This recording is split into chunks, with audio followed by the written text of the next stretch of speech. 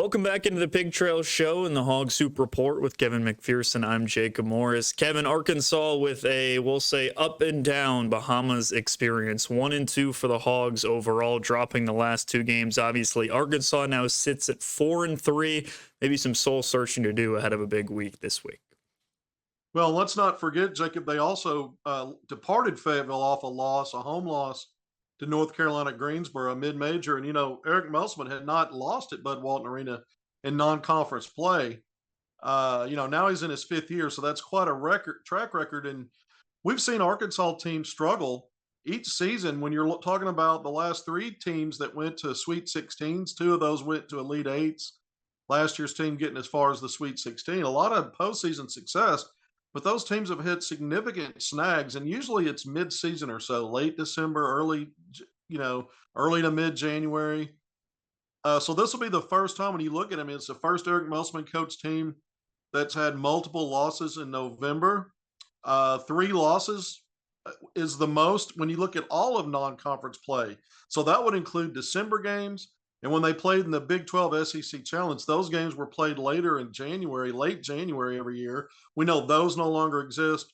We're going to talk about the first ever ACC-SEC matchup coming up at Bud Walton against Duke on Wednesday, but it's the first time that Musselman's had more than 2 losses in all of non-conference play. So all of this has been packed into, you're coming off the heels of an uninspiring football season. And usually Hog fans can turn to basketball where there's preseason rankings and great expectations. 22-1 record in November games coming into this season. It's just not there right now. This team has hit its midseason swoon, nosedive, which it typically has. I mean, last year Arkansas started SEC play 1-5. The year before that, Arkansas had 5 losses and 6-game stretch. When you looked at the 2 games in non-conference play, and then the first 3 games of SEC play. The year before that, Arkansas started 2-4 in SEC play. So it's always been, like I said, it's been later. And now you're seeing it now. And we don't know where this goes from now because it gets tougher or as tough moving forward, even though you get a couple of home games coming up. You've got Duke. You've got a good mid-major in Furman after that at home. And then you're against Oklahoma, by the way, 6-0 Sooners, ranked top 25, and KenPom. That's on a neutral site. So you got multiple things going on here that look really tough right now for Arkansas, much sooner than it usually plays out. Just recapping real quick, because that was what we're going to do. Battle for Atlantis, Arkansas beat Stanford. What I've been said all week long, I thought was maybe an average team.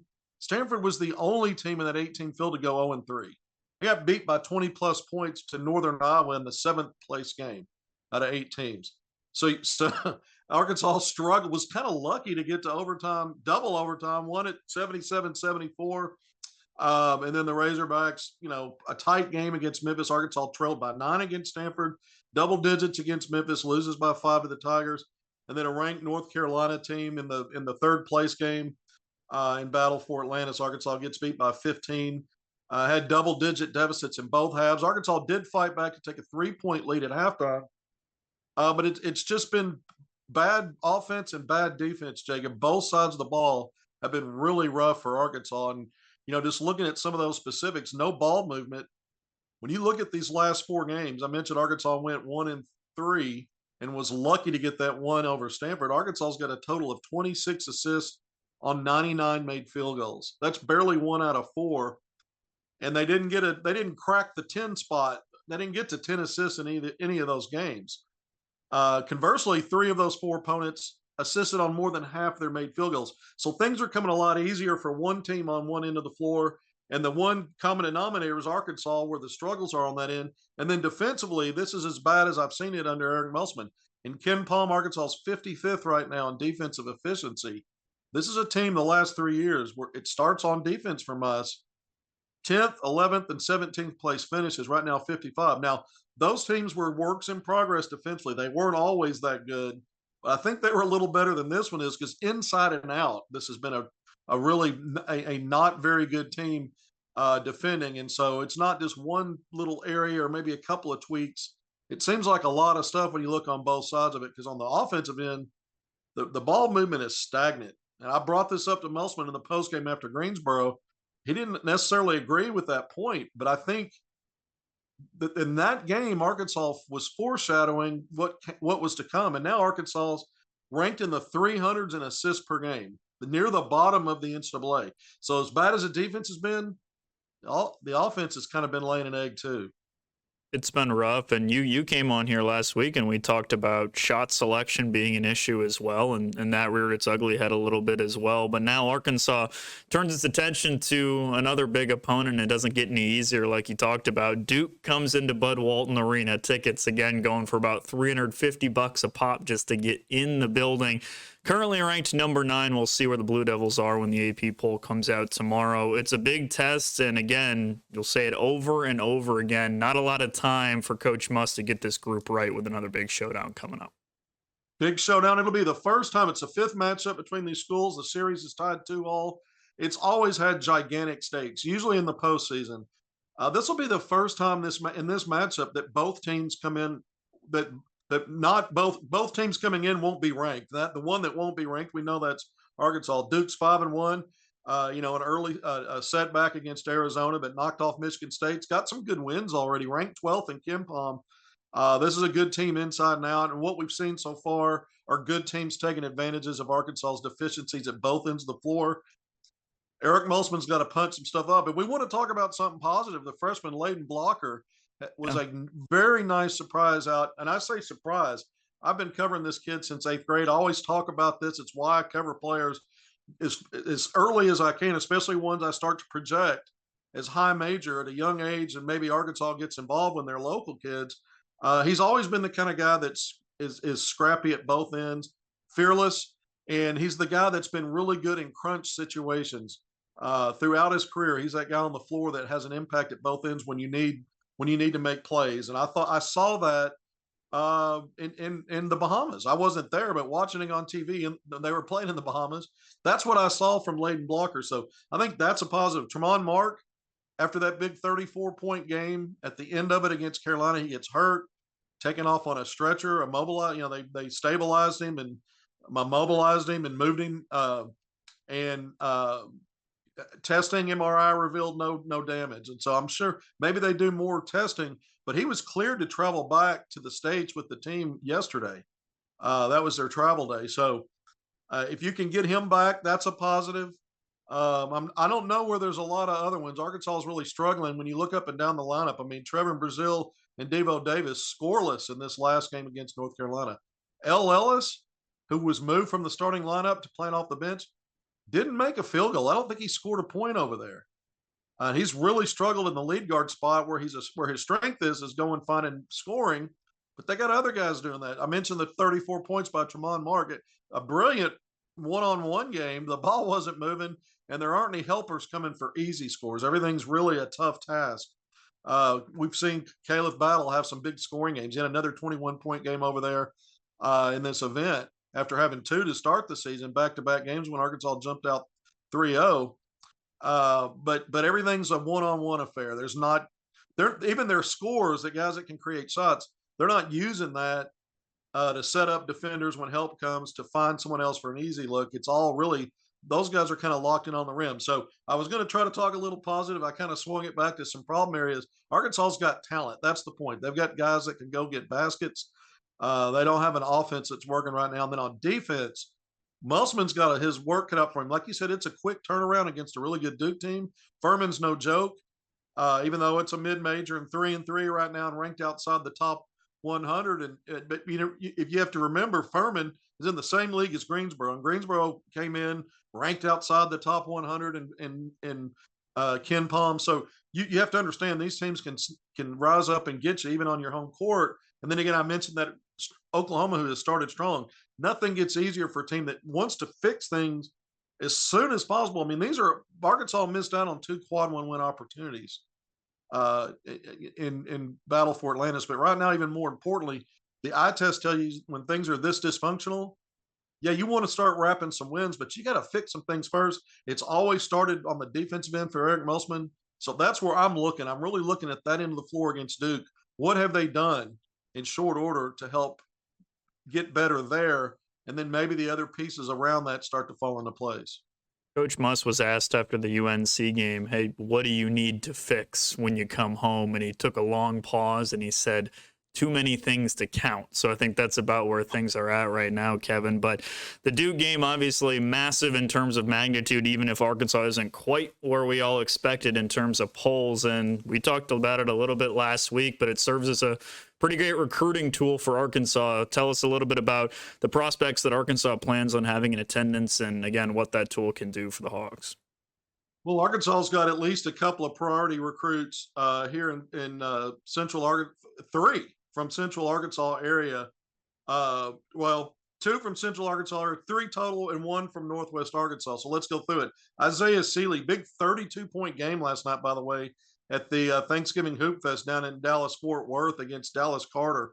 I talked to one scout, an NBA scout who just happened to be out watching that, called me and asked me about Isaiah Sealy. He goes, "Man, this guy." I'm like, "Look, if you're watching your Pig Trail Nation reports, I talk about him all the time. I need to start sending you links.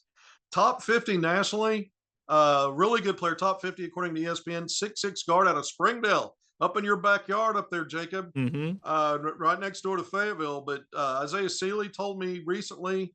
I got to see him playing here in about a week ago, and he told me in an interview, "Yeah, I plan on being there." So look for Isaiah Sealy. Terrion Burgess, the MVP of the Battle of the Rock tournament this weekend down here in the 501. 6'9" combo forward Benton, other Central Arkansas guy in that 2025 class. National top 35 guy at 6'9", combo forward. He's obviously a high-level four-star. He plans on attending that game. And then when we wrap up class of 2025, so far what we've publicly announced to this point, that's key. Jashawn Hayes, a 6'6" guard, a lead guard, just like Sealy, they can play the 1 through the 3, but Jashawn Hayes at Whitehall, just down the road here from Little Rock near Pine Bluff, he plans on attending the Arkansas Duke game on Wednesday. Jacob Lanier, class of 2026, national top 30 guy, another big guard, 6'6" guard out of Maumelle Hill here in Central Arkansas. He's told me he plans on attending that game. 6'6" guard, wing, Jashawn J.J. Andrews at a Little Rock Christian Academy, a 5-star. When you look at the composite rankings, top 25 guy. He told me he's trying to work on getting there. He has interest in going. He doesn't know if his schedule will allow it. He's working on it. Aiden Chronister, the 6'7" wing at Rogers, also Northwest Arkansas class of 2026. I've been told that he may have a tournament that keeps him from being able to go. I guess it would depend on game times. In Missouri, not too far away from Fayetteville. So it's not a definite that he won't be able to make it, but it's looking like he may not. But there's other names and other players that, as we get the green light to put out, that I expect will be attending this game. So it's a great recruiting tool. I know Hog fans are disappointed right now in what the results are now. I'm not going to tell anybody to trust the process, because every year Eric Musselman's gotten it done one way or another when they've had these bad dips. It's earlier than it typically is. So fans got to make their own call on whether they want to trust the process or not. But the track record said it's going to get great. Will end up being great. So we don't know if it'll play out like that this year. But you don't stop bringing in recruits. You still have to put the positive foot forward and then put on a face and sell your program. And I think it's great. These are opportunities. You get Duke and Fayetteville. I mentioned it. These teams are 2-2 with big a lot on the line in previous years, mostly NCAA tournament, but neither team's ever played the other on its home campus. So this is a big deal. It's a great time for recruiting. And you hope, if you're an Arkansas fan, that Musselman punches up the right combinations to get their first quad 1 win and get the ship righted here in a couple of days. Maybe a tall task, maybe too much to ask, but Bud Walton Arena, that energy there, and what Arkansas did against Purdue, I'm going to go back. It seems like forever now, as bad as things have been. They beat arguably, the best team in the country right now. We know Purdue's going to be number 1 in every metric when the polls come out tomorrow. So there's proof of concept. This team can do big things at Bud Walton Arena against a top national brand and a strong program. Let's see if they can figure that out and have a part 2 on Wednesday against the Duke Blue Devils. If there's one thing for certain, Bud Walton's going to be rocking. It's going to be a heck of an atmosphere. Wrapping up, let's switch to Pro Hogs, the usual suspects, as you call them. Bobby Portis, a couple others. Tell us about the games they've been stringing together here in the NBA. Yeah, Bobby Portis is one of the, he's one of those guys to me. The last 2 or 3 years has probably been the best six man in the NBA. You know, he hasn't gotten a six man of the year award. Last year he was one of three finalists. I think he's been robbed there, especially since, as good as Milwaukee's been. He's been a big key part of that, including helping that team win a title. I mean, he was a big part of that 3 years ago, 3 seasons ago. But he's just doing Bobby Portis things. He's a spark off the bench. His energy helps the team. Aside from stats and his production, when you look at that team, they've got they brought Dame Lillard into the fold. Off to a great start so far. Didn't have a great night against Boston, one of the other favorites in the Eastern Conference, on the road the other night. Got behind, got it close, but still lost. So we'll see. A lot of these teams are still figuring themselves out because in the NBA, it seems like every year you're trying to get better and you're bringing in different pieces. Kind of like what Musselman's doing at Arkansas. Sometimes it takes a while to get on track. Bobby Porter's doing great so far. I think right now the guy that kind of stands out among Pro Hogs is Isaiah Joe at Oklahoma City, averaging 11 points a game. That's a career high. Before last night, he was nearly 52% from three so far in a very high volume. And he didn't have his best shooting night against the team that drafted him, the 76ers. That game went down to the wire. Oklahoma City lost at home by 4, but Oklahoma City's off to an 11-5 start, matching the Sixers record right now. So the Oklahoma City is one of the top 2 or 3 teams record-wise in the Western Conference. Very good, very young team, but Isaiah Joe just killing it, lighting it up from three. Right now, his percentage is hovering around 48.5% from distance. I mentioned the 11.1 points so far. That's a career high average, but he's a good defender. And then Jalen Williams, his teammate, they were teammates at Fort Smith Northside High School. They weren't quite teammates as Razorbacks because Isaiah Joe's a couple of classes ahead of him and moved on to the NBA the year that Jalen Williams was a freshman. But both of these guys have similar paths to the Oklahoma City Thunder, not far from Fort Smith. But Jalen Williams had his most productive game against the Sixers yesterday. 8 points, 6 rebounds, 5 assists. Drew a charge from the reigning NBA MVP, Joel Embiid, knocked down a couple of threes, had some really good passes on those 5 assists. We know that's the Jalen Williams that we saw at Arkansas. He missed a handful of games to start the season with a hamstring injury, but he's starting to get back in the lineup. Both he and Isaiah Joe played 26 minutes each yesterday. Joe finished with 13 points and a box score +3 with 3 rebounds. So both guys contributed to what could have been a win. They ended up losing. Daniel Gafford's averaging career highs, nearly 10 points a game, over 7 rebounds per game. He's been a guy that his best years rebounding for a center have been in the 5.5 range. So he's getting close to 7.5 rebounds per game. He's one of the league leaders in blocks at over 2 per game. Shooting percentage is always between 67 and 70%. It's tracking there now. He's a starter. He's an everyday starter with a not good Washington Wizards team. But he's made improvements in his overall game. So you like to see that. Anthony Black, as a rookie, has been starting. He's been in the starting lineup, whether he plays a ton of minutes or not, or is on the floor at the end of games. He's been a starter 6 or 7 times already. We'll see. He and the Magic are playing the Hornets, and another Arkansas rookie, Nick Smith Jr. They played together last year at Arkansas in their one-and-done season. Let's see if one or both of those guys get any meaningful run today. We believe Black will. But when you look around the NBA right now, there's a lot of Pro Hogs. Stanley Moody continues to get opportunities off that Pistons bench in the second unit, and he's had a couple of 2 or 3 or 4 double-figure scoring games, including a career-high 19 points not that long ago. Patrick Beverley is a key piece, playing off the bench for the first time in many years now with the Sixers. He scored a bucket yesterday, a 3 against the Thunder in that game. So everywhere you look, it's not just 11 Pro Hogs out there, Jacob, because a lot of times these guys are matching up on the court because there's so many of them. So if you're a Razorback fan and you're not sure about the NBA, if you want to follow the Pro Hogs, you can check these guys out because they're playing a lot lately. I love that you pointed out Isaiah Joe. It was my favorite a couple of weeks ago when he got asked, what would it mean if you potentially got invited to the three-point contest? And he matter-of-factly just kind of said, well, if I went there, I would just go to win it. So, I liked that. And, I mean, he's shooting like you said, over 50%. But thanks, as always, Kevin, for joining us. That'll do it for the Hogs Hoop Report. More Pig Trail Show on the other side of the break.